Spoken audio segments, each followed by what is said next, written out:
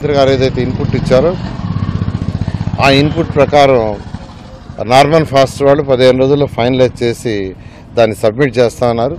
అది సబ్మిట్ చేసిన తర్వాత దాన్ని యాక్చువల్గా అనౌన్స్ చేసి దాన్ని ఫైనల్ చేస్తాం.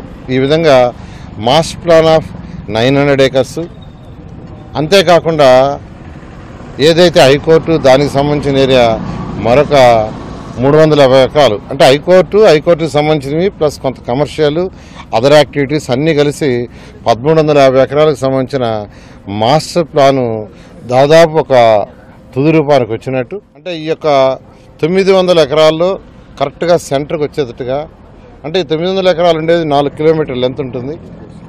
ఆ 4 కిలోమీటర్ల లెంత్లో సెంటర్లో 2 కిలోమీటర్ల లెంత్లో 2 కిలోమీటర్ డిస్టెన్స్లో, అంటే సెంటర్ పాయింట్లో ఈ టవర్ వచ్చేటట్టుగా, సిటీ మొత్తం వచ్చేటట్టుగా ఫైనలైజ్ చేయమన్నారు.